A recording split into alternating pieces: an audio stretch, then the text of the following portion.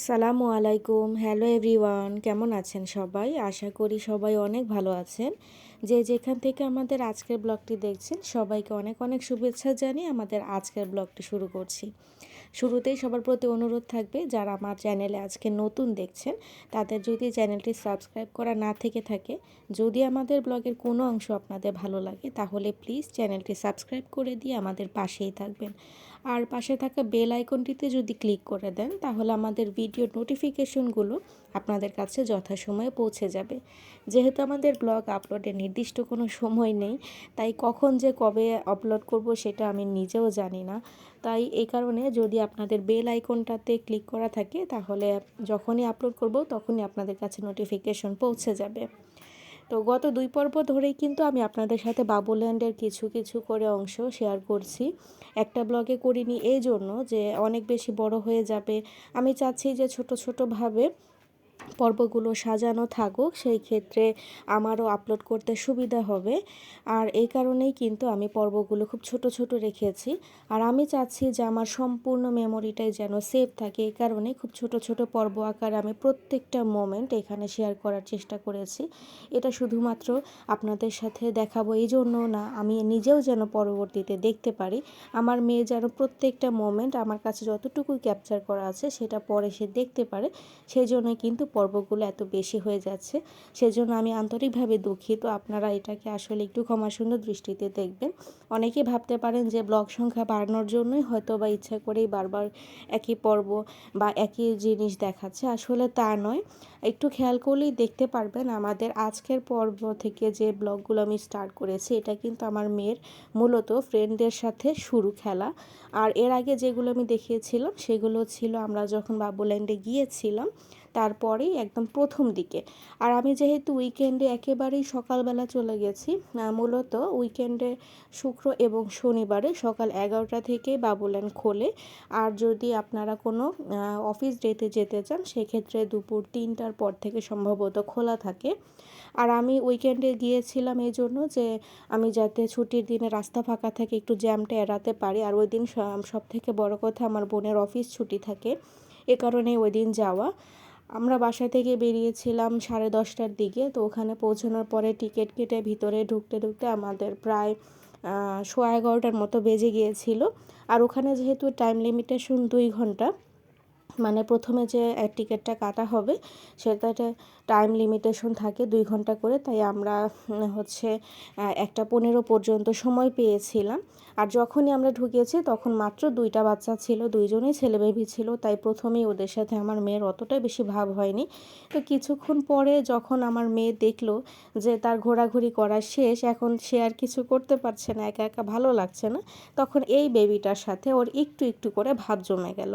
তারপরেই কিন্তু তারা দুজন মিলে খেলা করছিল। আমার মেয়ে তাকে ভাইয়া ভাইয়া বলে অনেকক্ষণ ধরে একসাথে খেলা করেছিল। তখনও কিন্তু কোনো মেয়ে বেবি ও ছাড়া আর ছিল না। আর এজন্যই আর কি ওরা দুইজন মিলে একসাথে খেলছিল, কারণ ওই বেবিটাও অনেকক্ষণ ধরে দেখছিলাম যে ওরা আমাদেরও আগে এসেছে, ওই বেবিটাও অনেকক্ষণ একা একা ছিল।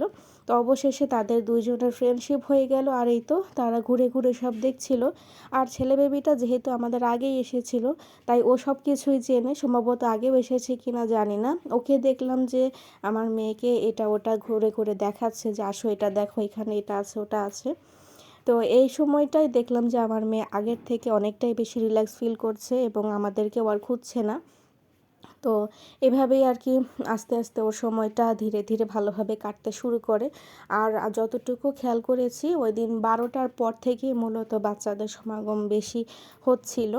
আমরা যখন প্রায় চলে আসার সময় হয়ে গেছে তখনই আরও বেশি বেশি করে বাচ্চা আসছিল। ওটা দেখে আমার মেয়ে খুব মন খারাপ করছিল যে যখনই আমরা চলে আসব ঠিক ওই সময়টাই ওর খেলাটা একদম ভালো মতো জমে গিয়েছিল।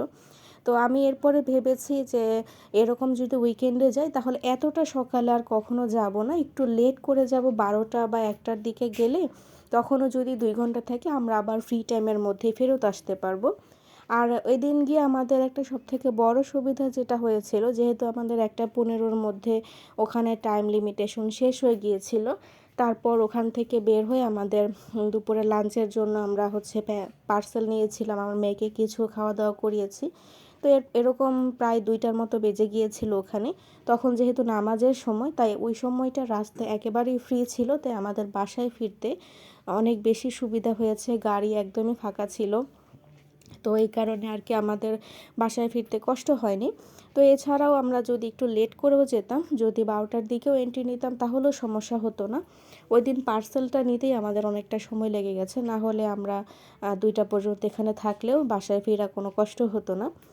যাই হোক, প্রথমবারের অভিজ্ঞতাটা ভালো খারাপ সব কিছু মিলিয়ে আর কি একরকম গেছে। এরপরে যখন যাব তখন চেষ্টা করব আমার মেয়ে কোনটাতে আরও বেশি এনজয় করবে সেই জিনিসটা মাথায় রাখার জন্য।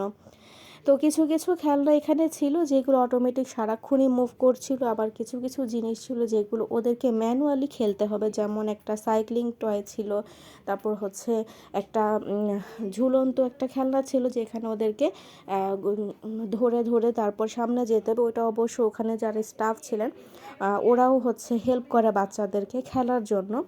আর এখানে যে ছোট ছোট কাউন্টারগুলো ছিল ওগুলোর মধ্যে আমার মেয়ে তেমন একটা যেতে চাচ্ছিল না, যেহেতু ভিতরে তো কোনো খেলনা নেই, যেই বিষয়ে গত পর্বে আপনাদের সাথে আমি একটু আলোচনা করেছিলাম। তো তারপর ওকে বললাম যে দেখো কোনটা কি জিনিস, ওকে নাম ধরে ধরে দেখিয়েছি যে দেখো এখানে হচ্ছে পুলিশ স্টেশনের ভিতরে, এখানে আবার একটা জেলের মতো বানানো ছিল। তো সব কিছু ওকে যতটুকু পেরেছি আমি বোঝানোর বা দেখানোর চেষ্টা করেছি। তারপরও হচ্ছে বাচ্চারা সবসময় বেশি মজা পায় যখন ফ্রেন্ডদের সাথে থাকে। আমরা বড়রা যতই তাকে সময় দিতে চাই না কেন, ওরা নিজেরা নিজেরা যখন খেলা করে সেইটাই ওদের জন্য বেস্ট, কারণ ওরা একজন আরেকজনের যে এনজয় ব্যাপারটা সেটা কিন্তু ভালো বোঝে, যে একসাথে খেললে কোনটায় বেশি আনন্দ পাবো। তো এরপর আর কি ওই বেবিটার সাথে বললাম যে তুমি অন্য কেউ আসা পর্যন্ত ওর সাথে খেলো, যখন আরও ফ্রেন্ড চলে আসবে তখন সবাই মিলে আবার না হয় একসাথে খেলবে। আমিও অপেক্ষা করছিলাম যে আর একটু বেশি বাচ্চা কাচ্চা আসুক, অনেকক্ষণ ধরেই তো দেখছি যে অল্প কিছু মানুষজন। আর বাচ্চারা যেসব জায়গায় বেশি গ্যাদারিং হয় তাদের সার্কেলের, তারা কিন্তু ওই জায়গাটাই বেশি মজা পায়। তো আমি একটা গার্ডেন ওখানে এসেছিল, ওনাকে বলছিলাম যে আমরা তো আসলে অনেক দূর থেকে এসেছি, তো এই জন্য ফ্রি টাইমে আসলাম। কিন্তু তখন উনিও বললেন যে আমরা তো আসলে আমাদের ব্যাপারটা চিন্তা করি যে কখন গেলে আসা যাওয়া সুবিধা হবে বা একটু গ্যাদারিং কম থাকবে, কিন্তু বাচ্চারা মূলত গ্যাদারিংটাই পছন্দ করে। একসাথে অনেকগুলো বাচ্চা যখন খেলা করবে তখন ওদের এনজয়ের ব্যাপারটা অনেক বেশি বেড়ে যায়। তো জিনিসটা আমিও তখন আসলে ভেবে দেখলাম আমাদের এতটা তাড়াহুড়া করা হয়তো বা ঠিক হয়নি, এর পরের বার সূত্রে নেওয়ার চেষ্টা করব। তো প্রথমে যে ওকে এখানে একটা ট্রেনের মধ্যে চড়িয়েছিলাম, যেটা সার্কেল সার্কেল হয়ে ঘুরে আর কি ওকে সামনে মুভ করতে হবে, তো ওটা তো প্রথমে বুঝতে পারিনি, এরপর দেখলাম যে আস্তে আস্তে আবার যাচ্ছিল।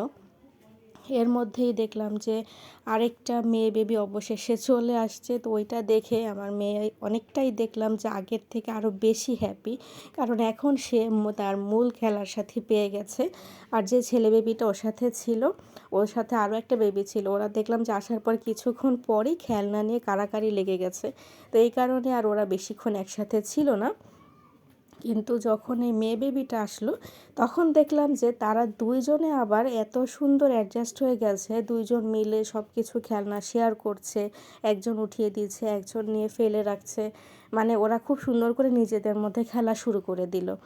তো এইটাই আসলে ভেবে দেখলাম সত্যি সত্যি ছেলেরা ছেলেদের মতোই হয়, মেয়েরা মেয়েদের মতোই হয়। ছেলেদের স্বভাবসুলভভাবেই তাদের কিন্তু ছটফট ভাবটা বেশি থাকে, তারা তাদের মতো হুড়োহুড়ি করতে পছন্দ করে। আর মেয়েরা কিন্তু শান্তশিষ্টভাবে এক জায়গায় বসে যেসব খেলা করা যায় সেগুলোই বেশি পছন্দ করে। এগুলো আসলে আল্লাহর সৃষ্টি। আল্লাহ আমাদের মেয়েদেরকে হয়তো বা এরকম ধৈর্যশীলভাবেই তৈরি করেছেন যে আমরা যে কোনো জিনিসে ধৈর্যর সহিত, এটা তো ছোটোবেলার একটা ট্রেইলার মাত্র খেলা থেকে, যে তারা ধীর স্বস্তির সাথে যে কোনো খেলা খেলতে পছন্দ করে। আর এরপর যখন বড় হবে তখন তাদের ব্যক্তিগত জীবন, তাদের হচ্ছে ম্যারিড লাইফ, সব কিছুই কিন্তু ধীরে ধীরে ধৈর্যের একটা পরীক্ষা, মানুষের সারা জীবনই চলে। আর মেয়েদের জীবন তো আমি মনে করি জন্ম থেকে শুরু করে যখনই বুদ্ধি হয় তারপর থেকে মৃত্যুর আগ পর্যন্ত প্রত্যেকটা মেয়ের জীবনে কিন্তু ধৈর্যের একটা পরীক্ষা চলেই থাকে।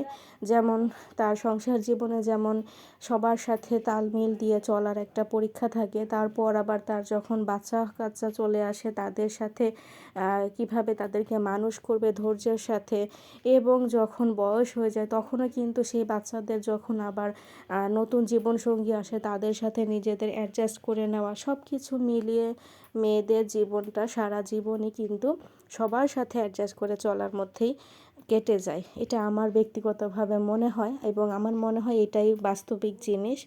তো যাই হোক, সবাই দোয়া করবেন যেন আমার মেয়ে সবসময় এরকম ধৈর্যশীল থাকে বা ধীর স্থিরভাবে যে কোনো কিছু করার চেষ্টা করে। আমি চাই না ও খুব বেশি চটপট হোক বা খুব বেশি একদম অনেক বেশি হচ্ছে অ্যাডভান্স হোক, কারণ প্রত্যেকটা জিনিসের ভিতরে কিন্তু একটা গণ্ডির ভিতরে মানুষকে থাকতে হয়, তখনই প্রত্যেকটা জিনিস সুন্দরভাবে হয়। যাই হোক, অনেক কথাই হয়তো বা বলে ফেললাম, কেউ হচ্ছে কিছু মনে করবেন না। আমি কিন্তু জিনিসগুলো সম্পূর্ণভাবে আমার ব্যক্তিগত মতামত থেকেই বলেছি।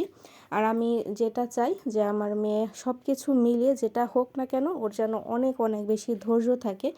আমার খুব বেশি একটা ধৈর্য আছে আমি সেটা বলবো না, আমি চাই আমার থেকে অসীম ধৈর্য আমার মেয়ের হোক। প্রত্যেকটা মানুষের সাথে যেন তার সুসম্পর্ক তৈরি হয় এবং সেটা সবসময় ওরা বজায় রাখতে পারে এবং একজন মানুষের মতো মানুষ হতে পারে, সেটাই আমার সবথেকে বড় কামনা, এবং আপনাদের কাছে এটাই আমার সবথেকে বড় চাওয়া দোয়া আমার মেয়ের জন্য। তো আজকের পর্বটি আপনাদের কেমন লাগলো আমাদেরকে কিন্তু কমেন্ট করে জানাতে পারেন। আগামী পর্ব নিয়ে খুব জলদি চলে আসবো আপনাদের সামনে। আজকের জন্য এখানেই সমাপ্তি টানছি। আল্লাহ হাফেজ, আসসালামু আলাইকুম।